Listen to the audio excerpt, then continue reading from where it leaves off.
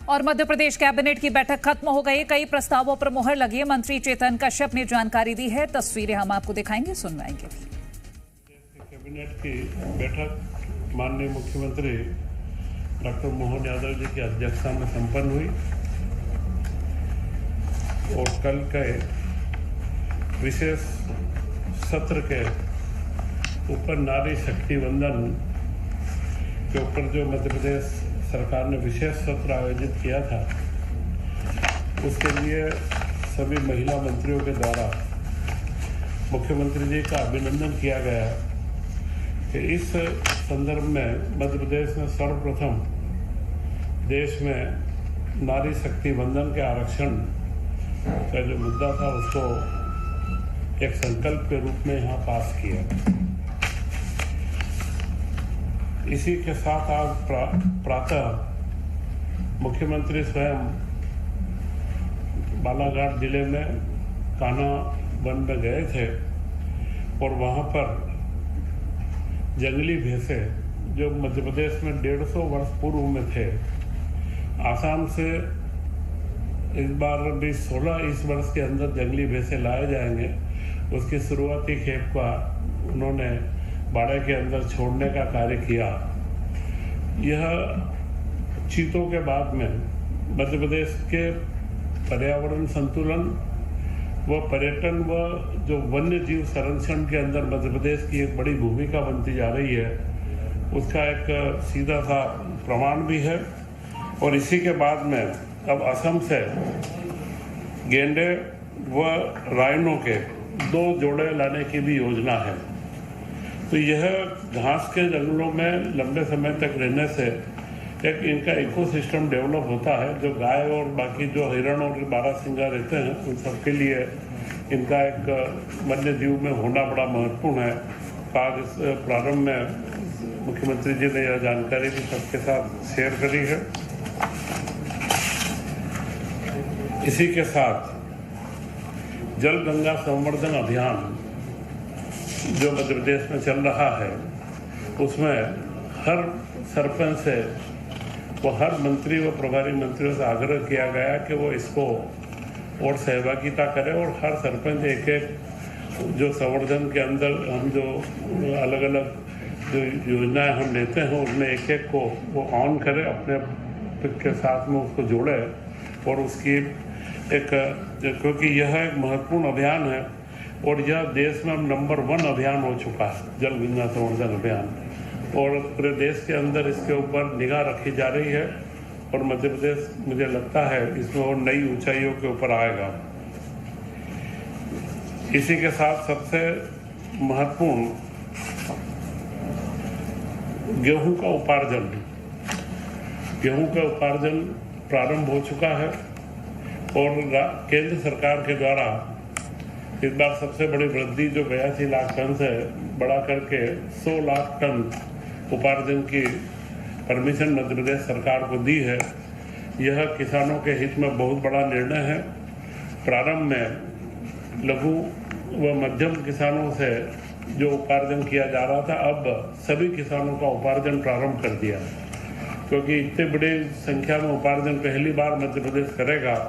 परंतु 1-2 दिन के बाद में अभी लगातार जो अच्छी खबरें आ रही है और उपार्जन सेंटर बराबर चल रहे हैं और शासन ने निर्णय लिया है कि शनिवार की छुट्टी नहीं रखते हुए पूरे सप्ताह में कम से कम 6 दिन तक गेहूं का उपार्जन किया जाएगा।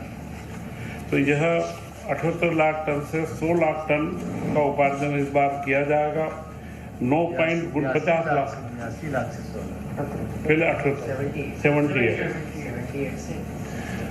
टोटल 9,49,000 लाख स्लॉट बुक हुए हैं, जिसमें से 4,49,000 किसानों ने अपनी फसल बेची है और अभी तक 29.31 लाख मीट्रिक टन का उपार्जन हो चुका है और जिसका 2546 रुपये करोड़ की राशि वितरित की जा चुकी है।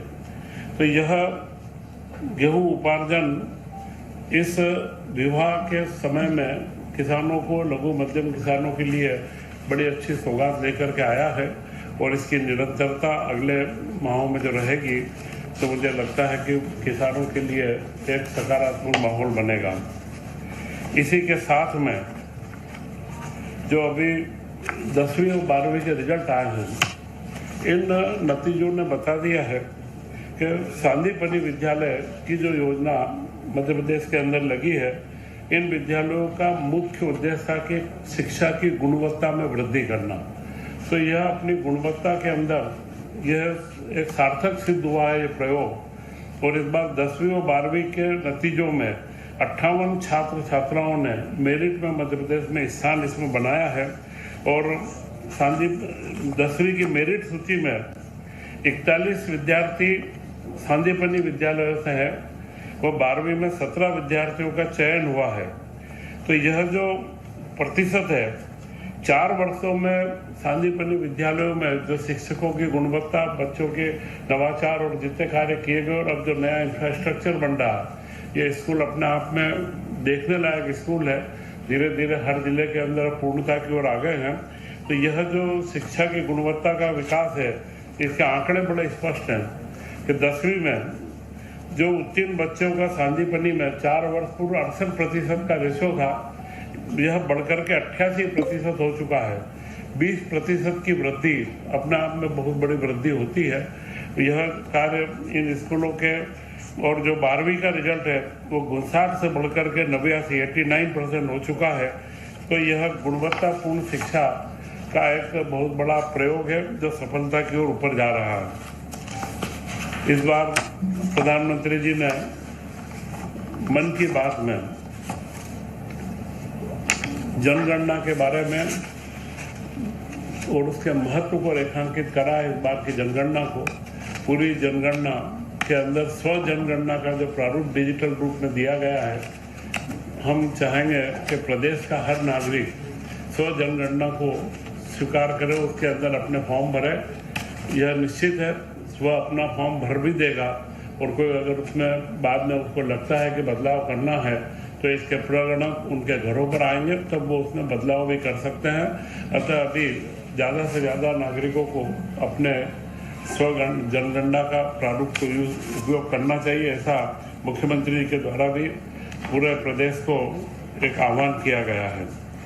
तो यह महत्व अभी हम सब लोगों का कार्य है और हम सभी लोग इसमें जुड़ेंगे।